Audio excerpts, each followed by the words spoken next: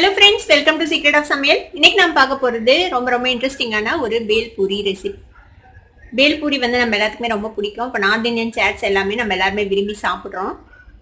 இது வந்து நம்ம நார்த் இந்தியன் ஸ்டால்ஸ்ல தான் போய் சாப்பிடணும்னு அவசியம் இல்லை, வீட்லயே செய்யலாம் அழகா. சரி வாங்க இந்த டேஸ்டியான பேல் பூரி எப்படி செய்யலாம் அப்படின்னு பார்க்கலாம். பேல்பூரிக்கு ஃபர்ஸ்ட் வந்து வறுத்த கடலை கொஞ்சம் எடுத்துருக்கேன். இது வந்து நீங்கள் உங்களுக்கு எவ்வளோ வேணுமோ அவ்வளோ போட்டுக்கோங்க. நான் கொஞ்சம் அதிகமாக போட்டிருக்கேன், இது கொஞ்சம் அதிகமாக பிடிக்கும், அதனால கொஞ்சம் ஜாஸ்தி போட்டிருக்கேன். நீங்கள் உங்களுக்கு எவ்வளோ வேணுமோ போட்டுக்கோங்க. இது வறுத்த வேர்க்கடலை. இது கூட கொஞ்சமாக கேரட் துருவி வச்சுருக்கேன், கொஞ்சமாக பச்சை மிளகாய், இது கொத்தமல்லி தழை, இது வந்து தக்காளி சாப் பண்ணி வச்சுருக்கேன், கொஞ்சம் வெங்காயமும் நல்லா பொடியாக சாப் பண்ணி வச்சுருக்கேன். இப்போ இது எல்லாத்தையும் இதில் ஆட் பண்ணிடலாம். உருளைக்கிழங்கு கொஞ்சமாக வேக வச்சு வச்சுருக்கேன், மசிச்சு வச்சுருக்கேன். இதை ஒன்றா ரெண்டா இதையும் போட்டுடலாம். அதோட இது வந்து பாப்படி, நீங்கள் வந்து மிக்சர் போடலாம், இல்லை சேவ் போடலாம், எது வேணுமோ நீங்கள் போட்டுக்கலாம். இல்லைன்னா நீங்கள் அவாய்ட் கூட பண்ணிக்கலாம். இது கம்பல்சரியாக போடணும்னு அவசியம் இல்லை, இது ஆப்ஷனல் தான் உங்களுக்கு.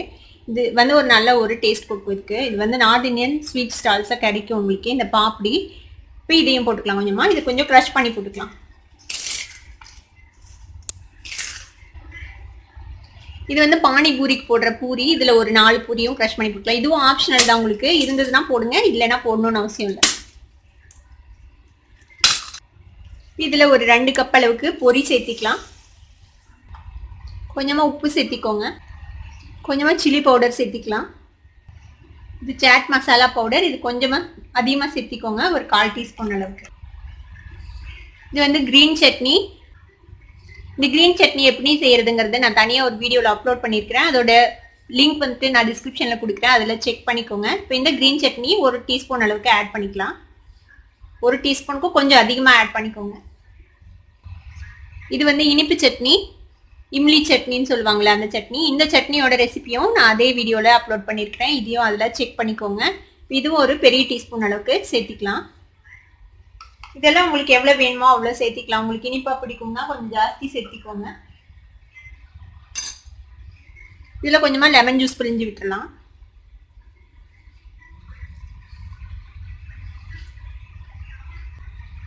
இது எல்லாத்தையும் மிக்ஸ் பண்ணி விட்டுடலாம். நம்ம பாருங்க நல்லா மிக்ஸ் பண்ணிட்டோம். இந்த மாதிரி நல்லா மிக்ஸ் பண்ணி விட்டுருங்க. இது வந்து மிக்ஸ் பண்ண உடனே நீங்கள் வந்து சர்வ் பண்ணிடணும், இல்லைன்னா வந்து பூரி வந்து நமுத்து போயிடும். இப்போ இதுக்கு மேல தேவையான அளவுக்கு நம்ம சேவ் போட்டுக்கலாம். இந்த ஓமப்பொடி,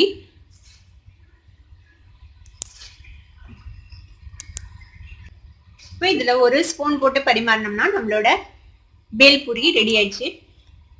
இந்த பேல் பூரியை உங்க வீட்லயும் ட்ரை பண்ணி பார்த்துட்டு எப்படி இருந்தது அப்படின்னு எனக்கு கமெண்ட்ஸ்ல ஃபீட்பேக் கொடுங்க. இந்த வீடியோ உங்களுக்கு பிடிச்சிருந்ததுன்னா சப்ஸ்கிரைப் பண்ணுங்க, பக்கத்துல இருக்கிற பெல் ஐகானை கிளிக் பண்ணுங்க, அப்பதான் என்னோட நோட்டிபிகேஷன்ஸ் உடனே உங்களுக்கு வந்து சேரும். லைக் பண்ணுங்க, ஷேர் பண்ணுங்க. தேங்க்யூ ஃபார் வாட்சிங் this video viewers. Bye by.